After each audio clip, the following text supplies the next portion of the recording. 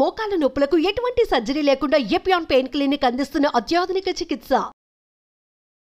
నమస్తే, welcome to Suman TV. ప్రస్తుతం మనతో పాటు ప్రముఖ వైద్యులు డాక్టర్ కిరణ్ గంగా ఉన్నారు. వారితో మాట్లాడదాం. హలో డాక్టర్ గారు. నమస్కారం. నమస్తే.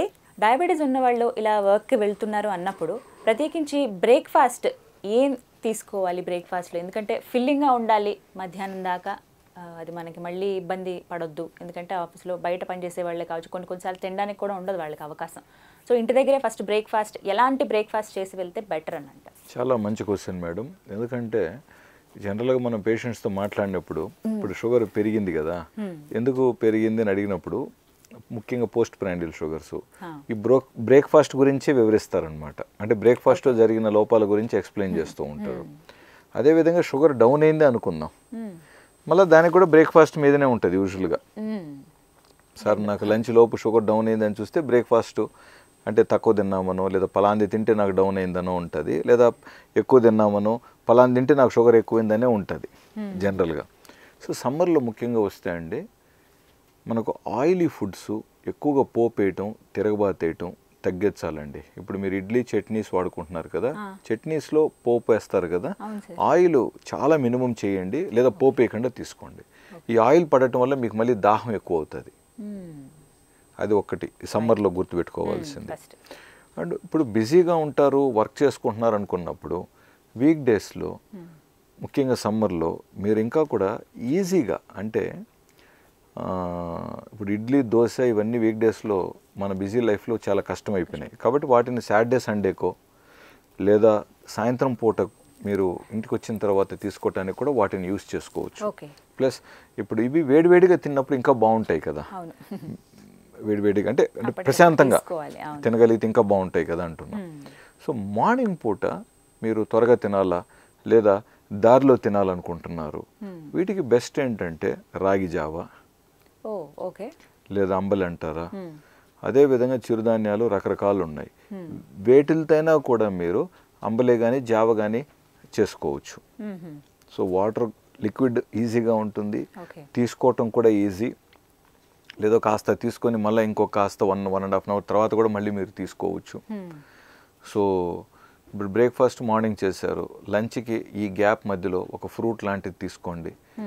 జామకాయ కానీ యాపిల్ కానీ మీకు ఏది అందుబాటులో ఉందనేది. కీర ముఖ్యంగా చాలా మంచిది, టమాటోస్ కూడా మంచివి అన్నమాట. సో ఇలా కొంచెం బ్యాలెన్స్ చేసుకోగలిగితే డెఫినెట్గా బాగుంటుంది. అండ్ ఎవరైతే రాగి సంగటి కానీ రాగి ముద్ద కానీ ఇలాంటి అలవాటు ఉన్నాయో, జనరల్గా మనకి ఇవన్నీ లంచ్లో తినే ఐటమ్స్, ఇది రాగి ముద్ద ఇట్లాంటివి.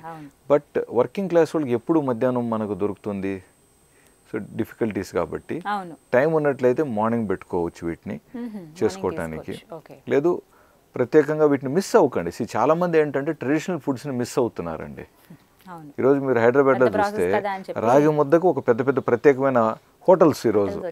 అది ఇంట్లో సరదాగా చేసుకోవాల్సిందా అని అది ఒక స్పెషల్ ఐటమ్ అండ్ మంచిది, అది మంచిదండి. బట్ హోటల్స్లో ఏమవుతుంది, దాంట్లో ఎక్కువగా ఆయిల్ పడిపోతుంది. మళ్ళీ మీకు రాగి ముద్దలో కూడా మళ్ళీ నెయ్యి ఎక్కువ కలపటం, ఆయిల్ ఎక్కువ కలపటం జరుగుతుంది. రాగి ముద్దలో మనకి ఎప్పుడు కూడా ఇంట్లో చేసినప్పుడు దాంట్లో ఆయిల్ ఎక్కడిదే, డ్రై అంటే జస్ట్ వాటర్ అండ్ అదర్ కంటెంట్సే కానీ అంతే అంతే. ఏదో పచ్చడి లేదా చట్నీతో తినేటప్పుడు ఒక ఫ్యూ డ్రాప్స్ ఆఫ్ గీ వేసుకుంటారు, కొంచెం కమ్మగా ఉంటుందని చెప్పి.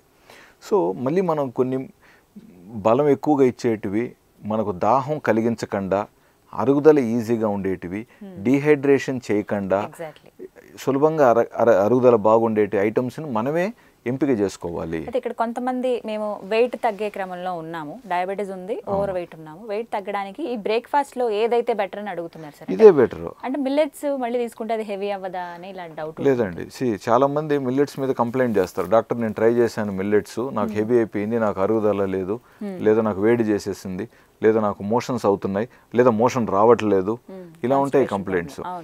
వైట్ రైస్ తినేటప్పుడు ఏమవుతుంది, మన యూజువల్గా రోజు వైట్ రైస్ రెగ్యులర్గా తినే వాళ్ళల్లో పొట్ట అనేది కొంచెం సాగుదల ఉంటుంది. సో మనం కొంచెం ఎక్స్ట్రా తినగలుగుతూ ఉంటాం. సో ఇప్పుడు వీరు సడన్గా చిరుధాన్యాలకు మారినప్పుడు కానీ ఆ క్వాంటిటీ వెళ్ళిపోతుంది తెలియకుండానే. ఓకే. బట్ అక్కడ మనం అన్ని ముద్దలు అంత ఫుడ్ వెళ్ళనివ్వకూడదు, కట్ చేయండి కొంచెం. మీకు ఇంకా ఆకలి ఉంది తినాలనుకుంటే ఇంకోటి ఏదైనా సలాడ్ తినండి. కొద్ది రోజులు ఇలా చేసి ఆ పొట్ట సైజు సాగుందాన్ని మనం స్లోగా కొంచెం నార్మల్గా తీసుకురావాలి. ఇప్పుడు ఒక రకంగా మనం బ్యారెటిక్ సర్జరీ చేస్తే పొట్ట సైజు తగ్గటం కూడా అదే పద్ధతే కదా.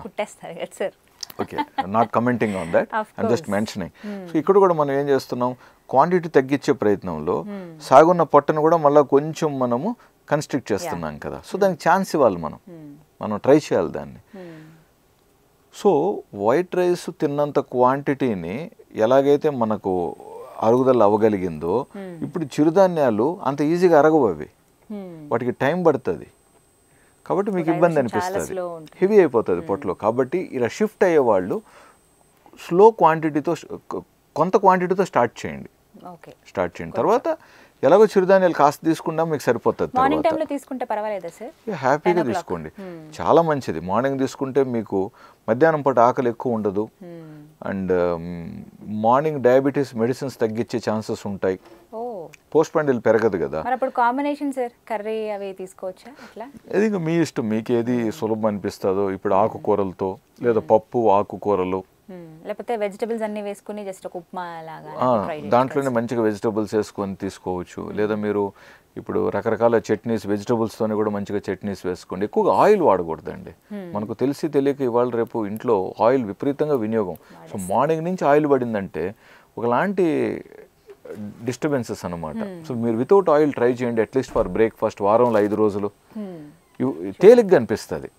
ముఖ్యంగా ఆల్రెడీ అసిడిటీ ప్రాబ్లంతో ఉన్నవాళ్ళు they can experience it, they will enjoy it. So only ఫ్రూట్సే తీసుకుందాం అనుకుంటున్నా బ్రేక్ఫాస్ట్లో అన్న వాళ్ళకి ఏ ఫ్రూట్స్ సజెస్ట్ చేస్తారు సార్, డయాబెటీస్ ఉన్న వాళ్ళకి? చాలా తక్కువ మంది అలా కోరుకుంటారు, ముఖ్యంగా బరువు తగ్గాలనుకుంటున్న వాళ్ళు అండ్ కొంచెం యంగ్స్టర్స్, వీళ్ళు సజెస్ట్ చేస్తారు. బట్ ఎల్డర్స్లో ఉన్నారండి చాలా పట్టుదలగా, పద్ధతిగా అలాగా ఎంజాయ్ చేసే వాళ్ళు ఉన్నారండి.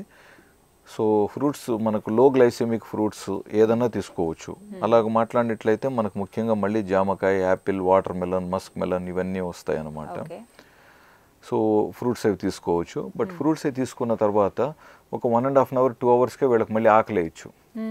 అప్పుడేం తినాలి, అక్కడ వెళ్ళి మనం తెలుసు తెలియక బ్రెడ్, సమోసా ఇలాంటివి తిన్నాం అనుకోండి, మీరు ఎంత ప్రయత్నించి పొందింది ఏంటి? కాబట్టి అక్కడ మళ్ళీ మనం ఇంతకుముందుగా రాగి గింజ అనుకున్నాం కదా, అలాంటిది కావాలంటే అక్కడ మళ్ళీ సెట్ చేసుకోండి. లేదు అక్కడ ఇంకొక వెజిటబుల్ సలాడే, మధ్యాహ్నం వరకు మీరు ఓన్లీ ఫ్రూట్స్ వెజిటబుల్స్లోనే ఉండాలనుకున్నారు, వేరే ఎటువంటి ఫుడ్ తినకూడదని డిసైడ్ అయినట్లయితే, ఇప్పుడు మార్నింగ్ ఫ్రూట్స్ తిన్నట్లయితే 1.5 2 hours తర్వాత ఒక చిన్న వెజిటబుల్ సలాడ్ లాంటిది తినండి. అగైన్ లేదా ఇంకొక ఫ్రూట్ ఏమైనా తీసుకోవచ్చా, again based on your past sugar levels.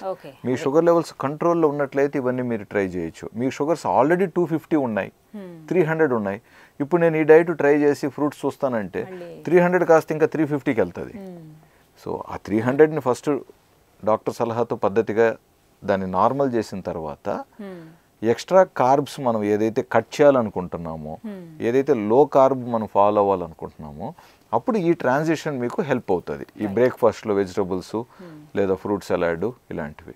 So ఇలా హెల్దీ బ్రేక్ఫాస్ట్ అనేది తీసుకోవాలంటారు. రైట్ డాక్టర్ గారు, థ్యాంక్ యూ అండి, నమస్తే.